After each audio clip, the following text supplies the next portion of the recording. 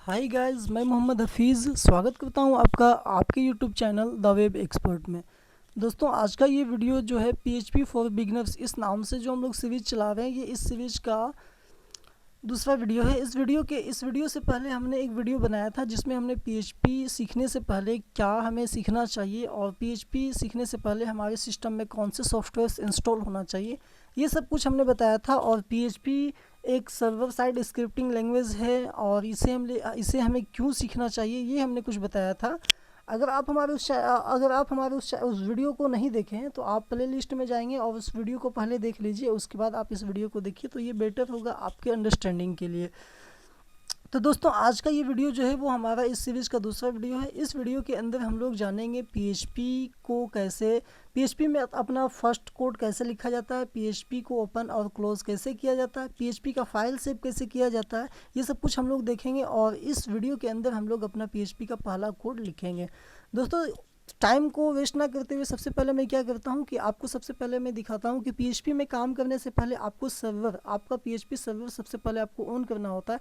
इसलिए आप अपना विंडोज़ की को हिट करेंगे और यहाँ पे आप अगर वैम्प सर्वर को इंस्टॉल किए हुए हैं तो आप वैम्प लिखेंगे। तो वैम्प जैसे ही आप लिखते हैं, या अगर आप जेम्प सर्वर को इंस्टॉल किए हुए हैं तो आप जेम्प पे जाएंगे और जेम्प को सबसे पहले आप क्या करेंगे कि ओपन करेंगे। इसको अगर एक बार इनेबल कर लेते हैं तो इसके बाद यहाँ पे आप सिंपली ओके पे क्लिक करेंगे तो आपका जो है वो वेब सर्वर एक बार यस एक पॉपअप विंडो खुल के आएगा जिस पे आपको पूछा जाएगा क्या आप ऑन करना चाहते हैं। तो आप इसे यस कर देंगे और यस करने के बाद आप देखेंगे थोड़ा देर के अंदर जो आइकन शो होता है, हिडन आइकन जहाँ पे शो होता है, वहाँ पे अगर आप क्लिक करेंगे तो यहाँ पे आपको दिखेगा ये W लिखा हुआ है और ये हमारा एक ग्रीन कलर का है। अगर ये ग्रीन कलर का है इसका मतलब ये है कि हमारा सर्वर जो है वो ऑन हो चुका है। और यहाँ पे आप देख पा रहे हैं कि local server all services running, यानी कि हमारा वेब सर्वर जो है वो ऑन हो गया।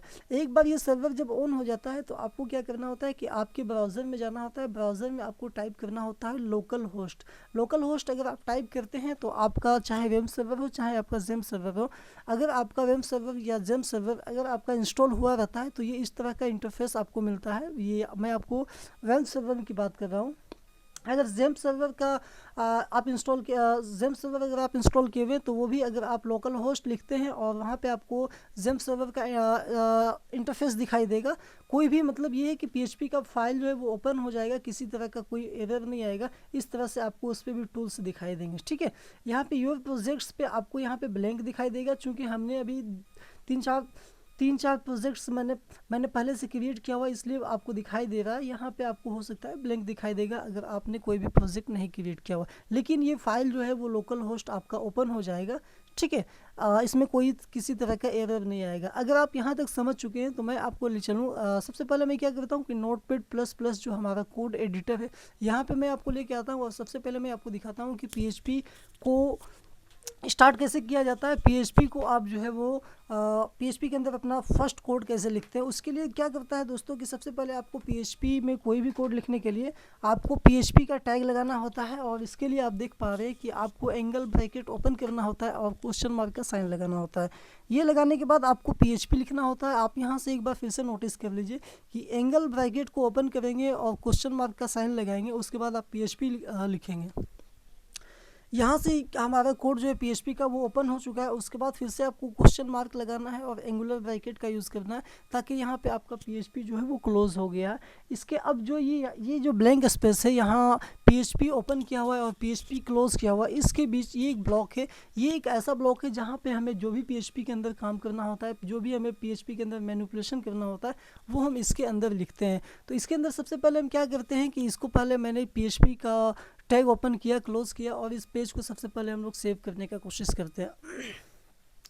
सेव करने के लिए आपको सिंपली फाइल पे जाना है और सेव पे क्लिक करना है। सेव पे क्लिक करने के बाद आपको क्या करना है, चूँकि आपने जहाँ कहीं भी आप अपने पेज को सेव किए हुए हैं, जहाँ पे भी आप जिस भी ड्राइव पे आप इंस्टॉल किए हुए हैं उस ड्राइव पे आप जाएंगे और उस ड्राइव पे आपको सबसे मान के चलिए मेरे केस में जो है वो सी ड्राइव के अंदर मैंने सेव किया हुआ।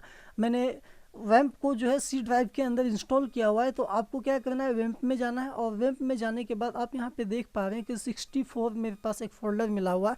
आपके केस में हो सकता है अगर आपका कंप्यूटर 64 बिट का है तो ये 64 दिखाई देगा। अगर आपका कंप्यूटर 32 बिट का है तो आपको वैम्प 32 दिखाई देगा। इसके अंदर आपको डबल क्लिक करके ओपन कर लेना है। इसे ओपन करने के बाद आप देख पा रहे हैं कि एक www नाम से www के नाम से एक डायरेक्टरी है, इसको आपको ओपन करना है और यहाँ पे आपको आपके फाइल सेव करने हैं। ठीक है, तो मैं यहाँ पे क्या करता हूँ कि यहाँ पे सबसे पहले मैं न्यू फोल्डर क्रिएट कर लेता हूँ इस प्रोजेक्ट के लिए। चूँकि मैं PHP फॉर बिगनर्स का एक कोर्स हमें क्रिएट करना है, इसके लिए मैं क्या करता हूँ, PHP फॉर बिगनर्स इस नाम से मैं एक फ़ोल्डर क्रिएट करता हूँ और इस फोल्डर के अंदर मैं इस फोल्डर को ओपन करता हूँ। आप यहाँ पे देखेंगे कि यहाँ पे वैम्प 64 के अंदर मैंने www के अंदर मैंने एक फ़ोल्डर फर्दर क्रिएट किया हुआ है जो कि है PHP फॉर बिगनर्स। इस फोल्डर के अंदर मैं अपना सबसे पहला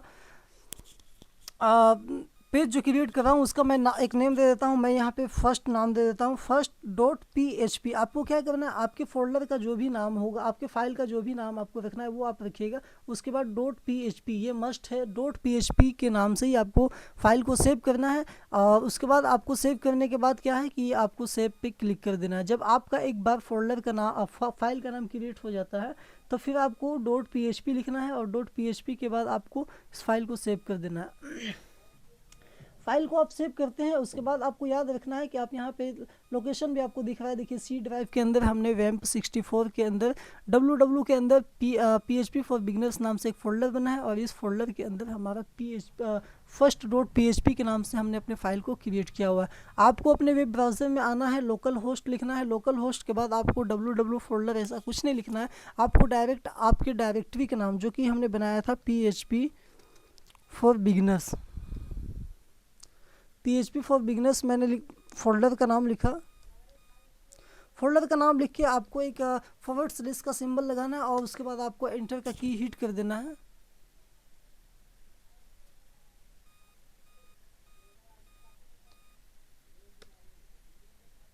ये देखिए जैसे ही आप फोल्डर का नाम यहाँ पे एंटर करते हैं, यहाँ पे आप देख पा रहे हैं PHP फॉर बिगनर्स। ये फाइल जैसे ही क्रिएट हो मैंने ओपन किया, यहाँ पे आप देख रहे हैं first.php नाम से आपको एक डायरेक्टरी मिला हुआ है। मतलब कि हमारा डायरेक्टरी जो है यहाँ पे आपको फिर से फॉरवर्ड स्लैश लिखना है और उसके बाद आपका पेज जो भी आपका पेज का नाम है वो आपको एंटर करना है। आपको सबसे पहले क्या करना है कि सबसे पहले आपको लिखना है लोकल होस्ट के बाद आपने जो भी फोल्डर का नाम दिया है उस फोल्डर का नाम लिखेंगे। फोल्डर का नाम लिखने के बाद आपको फॉरवर्ड स्लैश देके आपका जो फाइल का नाम दिया हुआ है, जो भी आपने फाइल का नाम दिया हुआ वो फाइल लिखेंगे और उसके बाद फिर एंटर के की हिट करेंगे तो आप देख पा रहे हैं कि आपका पेज जो है वो सक्सेसफुली ओपन हो गया। हालांकि इस पेज में अभी आपको कोई भी किसी भी तरह का टेक्स्ट या किसी भी तरह कुछ भी दिखाई नहीं दे रहा है, लेकिन हमारा पेज जो है वो ओपन हो गया, किसी तरह का कोई एरर नहीं है। अब मैं आपको आगे बताता हूँ। सबसे पहले आपको क्या करना है कि एको, अगर डिस्प्ले पे आप कुछ भी दिखाना चाहते हैं, अपने पेज पे आप कुछ दिखाना चाहते हैं, उसके लिए आपको एक एको का स्टेटमेंट होता है PHP के अंदर। इस पर आप ओपन करेंगे और ओपन करने के बाद आपको क्या करना है, डबल कोट के अंदर या सिंगल कोट के अंदर आपको कुछ भी, जैसे आप कुछ भी प्रिंट करवाना चाहते हैं तो आप मान के चलिए मैं यहाँ पे हेलो वर्ल्ड प्रिंट करवा लेता हूँ। यहाँ पे मैंने हेलो वर्ल्ड लिखा और उसके बाद आप देख पाएंगे कि मैंने सिंगल कोट के अंदर लिखा हुआ ये चीज़। सिंगल कोट के अंदर लिखने के बाद सबसे पहले मैंने एको लिखा, एको के बाद सिंगल कोट के अंदर मैंने यहाँ पे हेलो वर्ल्ड लिखा हुआ है। हेलो वर्ल्ड लिखने के बाद मैं एक सेमीकोलन लगाता हूँ। सेमीकोलन बेसिकली मैं इसलिए लगा रहा हूँ, मेरा स्टेटमेंट जो है वो एंड हो चुका है और ये टर्मिनेटर है। यहाँ पे ये टर्मिनेटर है, चूँकि मुझे इस लाइन पे केवल यही लिखना था, इसलिए मैं ये प्रोग्राम को इंडिकेट कर रहा हूँ कि मेरा लाइन जो है, मुझे जो कुछ भी लिखना था ये स्टेटमेंट, वो स्टेटमेंट कंप्लीट हो गया है। जहाँ भी आपका स्टेटमेंट कंप्लीट हो जाता है, एक लाइन आपको लिखना होता है, उसके बाद आपको ये टर्मिनेटर लगाना होता है जब भी आप कोई स्टेटमेंट को कंप्लीट करते हैं। ठीक है, इसके बाद आपको क्या करना है, सिंपली आपको फाइल को सेव करना है। सेव करने के बाद आप पेज पे जाएंगे, जहाँ पे आप वेब ब्राउज़र पे जाएंगे। यहाँ पे अगर आप इस पेज को रिफ्रेश करते हैं तो आपको यहाँ दिखाई देगा कि मैंने हेलो वर्ल्ड जो लिखा हुआ वो आपको प्रिंट हो गया। ये दोस्तों अब आप क्या कर सकते हैं, ये तो जिस तरीके से दिखाई दिया, अब आप HTML का टेक्स्ट जो कुछ भी होता है उसका यूज़ करके आप इसे मॉडिफाई भी कर सकते हैं। सपोज़ मैं चाहता हूँ कि HTML के अंदर जो H3 जो हेडर टैग होता है, हेडर का यूज़ करने के लिए H3 जो होता है, मैं चाहता हूँ कि उसी टैग का मैं यूज़ करूँ और उसी टैग का स्टाइलिंग मैं इस पर अप्लाई करूँ। आप यहाँ पे देख पा रहे हैं सिंगल कोट के अंदर ही मैंने H3 को ओपन किया हुआ है। H3 को ओपन करने के बाद जब मैं हेलो वर्ल्ड लिखा, हेलो वर्ल्ड लिखने के बाद मैंने उसको क्लोज़ कर दिया। क्लोज़ करने के बाद मैं इसे सेव करता हूँ। सेव करने के बाद जब मैं इस पेज को रिफ्रेश करूँगा तो आपको दिखाई देगा कि जो H3 जो होता है HTML के अंदर देख पा रहे हैं, किसी भी तरह का जो H3 का जो हेडर होता है वो आपको दिखाई दे रहा है, टैग का हमने यूज़ किया हुआ है।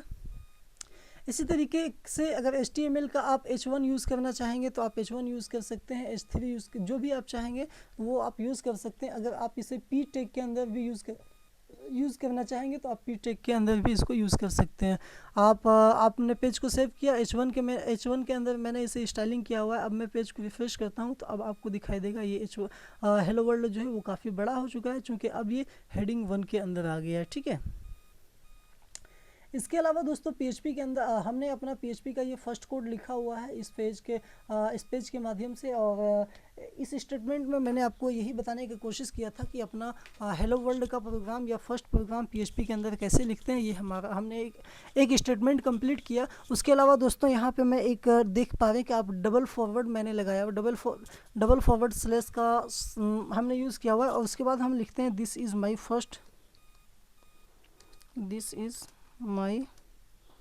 First code.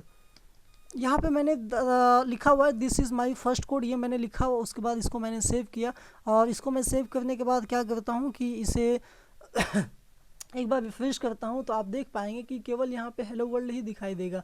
यहाँ पे आप देख पा रहे हैं केवल हेलो वर्ल्ड ही दिखाई दे रहा है, और मैंने जो ये लाइन लिखा हुआ है this is my first code, ये आपको नहीं दिखाई दे रहा है। ये बेसिकली इसलिए नहीं दिखाई दे रहा है क्योंकि ये जो मैंने लिखा this is my first code, इससे पहले हमने डबल फॉरवर्ड स्लैश का यूज़ किया हुआ है, और ये डबल फॉरवर्ड स्लैश जो होता है वो कमेंट होता है। ये केवल हमें सोर्स फाइल में दिखाई देता है, सोर्स पेज में दिखाई देता है, और ये हमारे प्रोग्राम जहाँ हमारा प्रोग्राम एग्जीक्यूट होता है वहाँ पर नहीं दिखाई देता, और इसे हम लोग कमेंट्स के नाम से जानते हैं, कमेंट के नाम से जानते हैं। जब हम कमेंट लिखते हैं और हम चाहते हैं कि ये हमारे सोर्स पेज में तो दिखाई दे, ताकि जो हमारे सोर्स पेज को रीड करे, कल दिन अगर हम इस पेज को बनाते हैं और भूल जाते हैं, कल दिन हम अपडेट करना चाहेंगे, तब हमें पढ़ना होगा, तब हम इसको समझ सके कि ये लाइन क्या काम कर रहा है, उसके लिए हम कमेंट का यूज़ करते हैं। और कमेंट बेसिकली अगर आपको एक लाइन का कमेंट लिखना है तो आप डबल फॉरवर्ड स्लैश का यूज़ करते हैं, और अगर आप मल्टी लाइन का कमेंट लिखना चाहते हैं तो उसके लिए आप एक बार फॉरवर्ड स्लैश लगाते हैं और स्टार का यूज़ करते हैं, और इसका स्टार का यूज़ करने के बाद आपको फिर से स्टार यूज़ करके फिर से फॉरवर्ड स्लैश से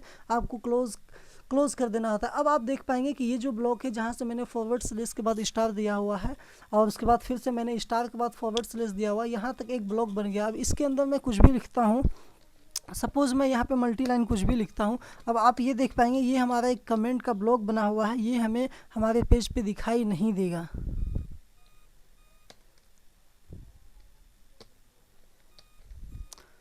इस पेज को एक बार मैं सेव करने का कोशिश करता हूँ। सेव करने के बाद मैं यहाँ पे अपने वेब ब्राउज़र पे आता हूँ। वेब ब्राउज़र पे मैं पेज को रिफ्रेश करता हूँ तो आपको दिखाई देगा कि मैंने जो भी कमेंट सेक्शन के अंदर लिखा है वो हमारे वेब ब्राउज़र में कुछ भी शो नहीं हो रहा है, लेकिन हमने कमेंट यहाँ पे लिखा हुआ है। दोस्तों आज के इस वीडियो के अंदर मैंने आपको बताया कि PHP का फर्स्ट पेज कैसे क्रिएट किया जाता है, PHP के अंदर अपना आप फर्स्ट कोड कैसे लिखते हैं और फर्स्ट हेलो वर्ल्ड का प्रोग्राम कैसे लिखते हैं। उसके अलावा दोस्तों आपको PHP ओपनिंग कैसे करना है, PHP का क्लोजिंग टैग कैसे होता है, ये कुछ मैंने सिंटेक्स बताने की कोशिश करी है। आशा करता हूँ कि आपको ये समझ में आ गया है। अगर आपको आज समझ में नहीं आया तो आपको कुछ नहीं करना है, केवल आपको इसी कोड को कॉपी कर लेना है, एक बार दो बार प्रैक्टिस कर लेना है। मैं आपको नेक्स्ट वीडियो में बताऊँगा, उस टाइम आपको आशा करेंगे कि इससे बेटर समझ में आएगा और धीरे धीरे आपका अंडरस्टैंडिंग लेवल जो है वो बढ़ता जाएगा। दोस्तों अंत में मैं आपको यही बताना चाहूँगा कि इस वीडियो में आज के लिए फ़िलहाल इतना ही है। मिलते हैं नेक्स्ट वीडियो में नेक्स्ट टॉपिक के साथ, और तब तक के लिए मैं आपसे इजाज़त चाहूँगा इस वीडियो में। फ़िलहाल इतना ही, मिलते हैं नेक्स्ट वीडियो में नेक्स्ट टॉपिक के साथ। तब तक के लिए जय हिंद, जय भारत।